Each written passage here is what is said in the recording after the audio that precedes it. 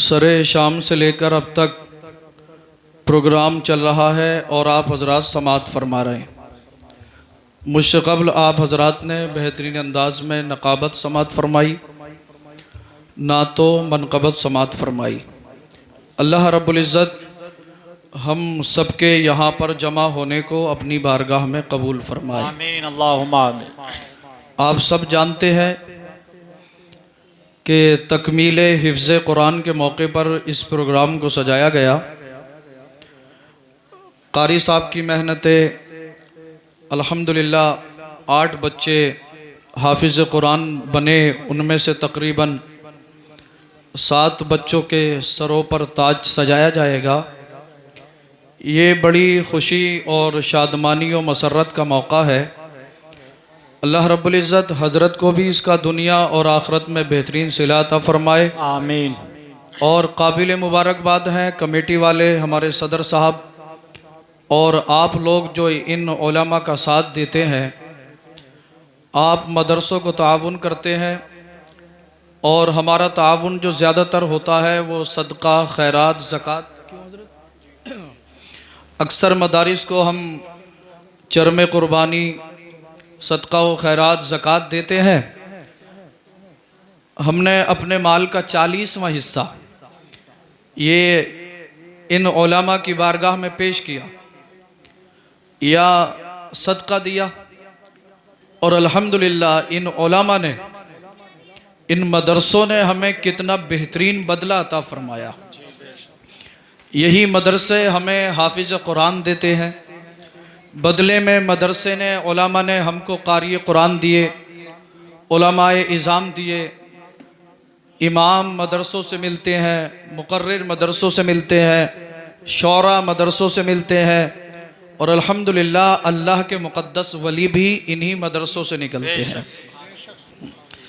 तो आप हजरात जो अपना माल इन उलमा के हवाले करते हैं, ये उलमा उस माल के बदले में आपको और अपनी कौम को, अपने मज़हब को एक बेहतरीन सरमाया अता करते हैं। है कौले मोहम्मद कौले खुदा, फरमान न बदला जाएगा, बदलेगा ज़माना लाख मगर कुरान न बदला जाएगा। यार थोड़ा सा मचल कर बोलें आप लोग। है कौले मोहम्मद कौले खुदा, फरमान न बदला जाएगा, बदलेगा ज़माना लाख मगर कुरान न बदला जाएगा। और यही है आरज़ू के तालीम कुरान आम हो जाए, यही है आरज़ू के तालीम कुरान आम हो जाए। हर एक परचम से ऊंचा परचमे इस्लाम हो जाए। यही है आरज़ू तालीम कुरान आम हो जाए, हर एक परचम से ऊंचा परचमे इस्लाम हो जाए। और आज हमने कुरान को जुज़दान में लपेट कर ताकों की जीनत बना दिया। गैर लोग इस कुरान को पढ़ पढ़ कर फ़ायदा उठा रहे हैं, फ़ायदा हासिल कर रहे हैं। लेकिन मुसलमान अखबार रोज़ पढ़ेगा, मैगज़ीन पढ़ लेगा, नावल पढ़ लेगा, दुनिया के और झूठे झूठे अखबार पढ़ लेगा, मगर इसे कुरान पढ़ने का वक्त नहीं मिलता। हर लफ्ज़ को सीने में बसा लो तो बने बात,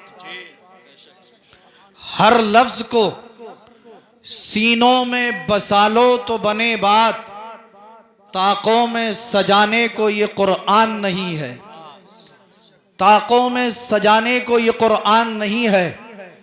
कुरान अल्लाह की वो मुक़द्दस किताब है जिसके बारे में खुद कुरान कहता है, ज़ालिकल किताबु ला रैब फीह। ये वो किताब है जिसके अंदर शक की गुंजाइश नहीं।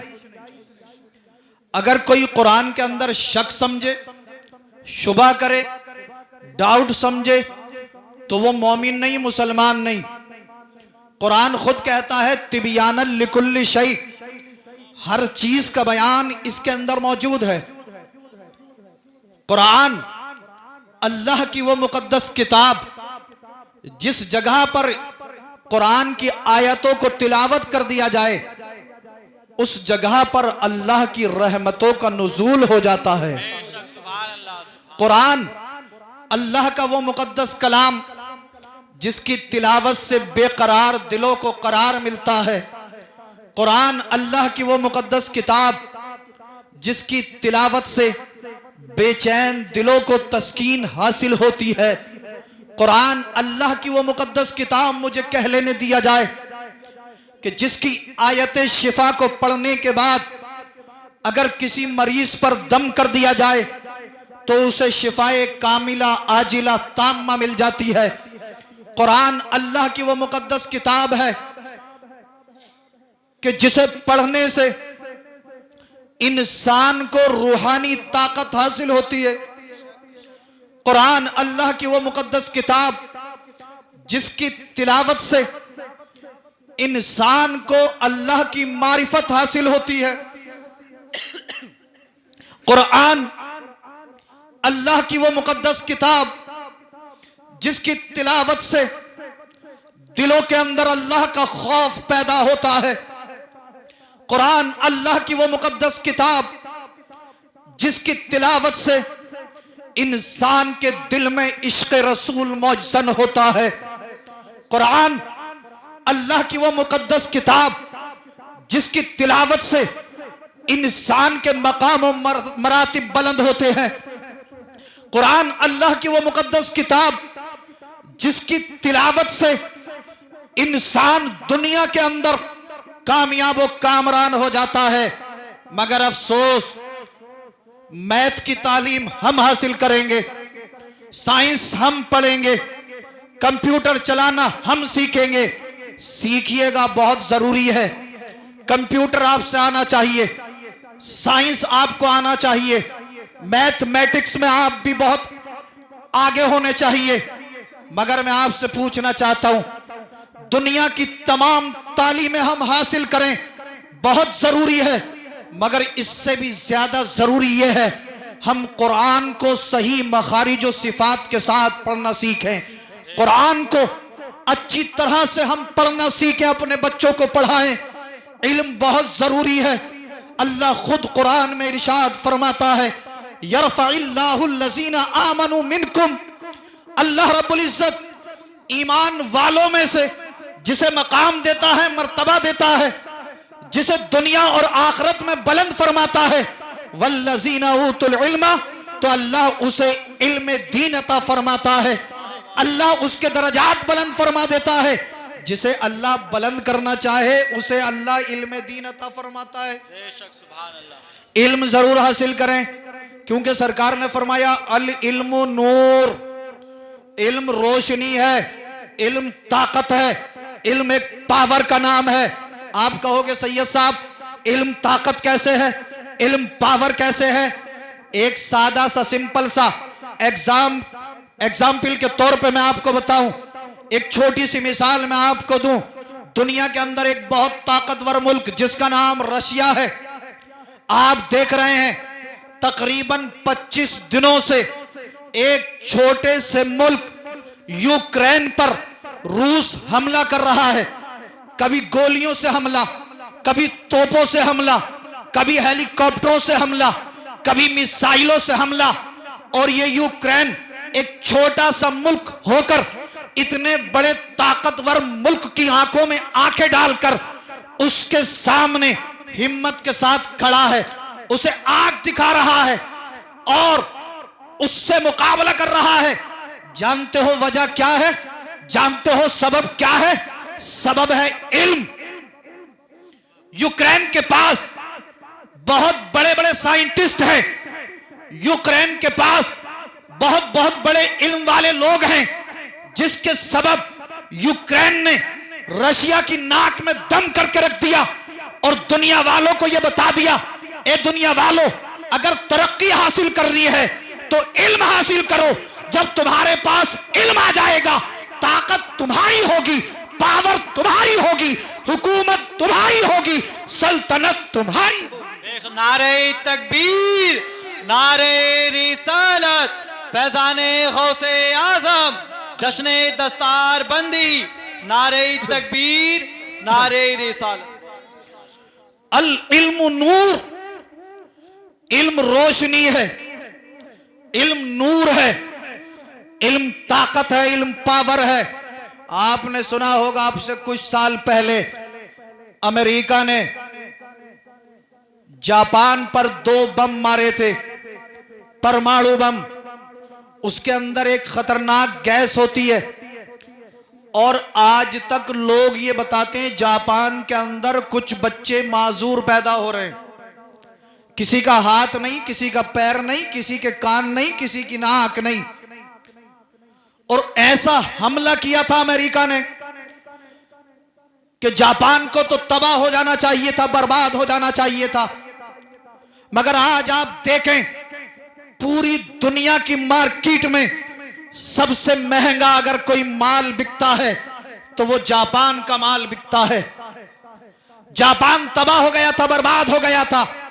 उन्होंने वापसी की इल्म के जरिए से, टेक्नोलॉजी के जरिए से। आज टेक्नोलॉजी के जमाने में जापान ने दुनिया वालों को यह बता दिया कि जापान जो है वो टेक्नोलॉजी में बहुत आगे निकल चुका है। इंडिया हो, पाकिस्तान हो, बांग्लादेश हो, अमेरिका हो, यूरोप को ले लें, एशिया को ले लें, या आप दुनिया के किसी भी मुल्क को ले लें, दुनिया के तमाम मुल्कों की मंडियों में जापान ने अपने माल को पहुंचा दिया और हम सब अपना माल देते हैं और जापान का माल खरीदते हैं। जब तक हम गरीब रहेंगे तब तक दूसरों का माल खरीदते रहेंगे। और जिस दिन हमने इल्म हासिल कर लिया, अपना माल बनाना शुरू कर दिया। आप देखें एक और मिसाल, चाइना को। सस्ता, सबसे सस्ता माल। आज कोई नई चीज मार्केट में आए, कल आप ले लेना चाइना का। नई कार मार्केट में आई, अगले दिन चाइना ने दूसरी बना दी। कोई भी चीज हो, कोई भी माल हो, चाइना ने मार्केट में सस्ता सस्ता सस्ता। और आज चाइना इतना ताकतवर, इतना पावरफुल हो चुका है कि बाज मामलात में तो दुनिया की सुपर पावर अमेरिका भी उससे कांपती है। अमेरिका भी बाज मर्तबा उससे डरता है। ये क्या है? ये इल्म है, ये ताकत है, ये पावर है। अल्लाह अल्लाह, इसे तो मेरे नबी ने अब से 1400 साल पहले बयान फरमाया था, उतलुबुल इल्मा बिस्सीन। ए मुसलमानों, तुम इल्म दीन हासिल करो या कोई और दुनियावी इल्म हो, पहले इल्म दीन, उसके बाद जितने भी उलूम व फनून है वो सब हासिल करें। इसलिए कि इल्म एक ताकत है, इल्म एक पावर का नाम है। अगर इल्म हमारे पास होगा, ताकत हमारे पास होगी, पावर हमारे पास होगी, गैर भी हमें आकर सलाम करेंगे। बात आगे निकल गई। अल्लाह अल्लाह, समझाना ये चाहता हूं, आज हमने कुरान को जुज़दान लपेट लपेट कर ताकों की जीनत बना डाला है। मेरे भाई, कुरान ताकों में सजाने के लिए नहीं है। कुरान का एक एक लफ्ज अपने सीने में बसा लो। कुरान पढ़ो, पढ़ने से ज्यादा उसे समझो और समझने से ज्यादा उस पर अमल करने की कोशिश करो। हम चलें तो हमारे लब पर कुरान हो, हम बैठें तो हमारे लब पर कुरान हो, हम खाएं तो हमारे लबों पर कुरान हो, हम सोएं तो सोने से पहले हमारे लबों पर कुरान हो। अगर हम कुरान को अपना दस्तूर बना लें, कुरान के फरमान पर अमल कर लें और हम कुरान की तिलावत के कारी बन जाएं, तो इंशाअल्लाह वो दिन दूर नहीं है। दुनिया देखेगी, तमाम दुनिया के ऊपर इंशाअल्लाह हम इस्लाम के परचम को लहरा देंगे, इस्लाम के झंडे को लहरा देंगे।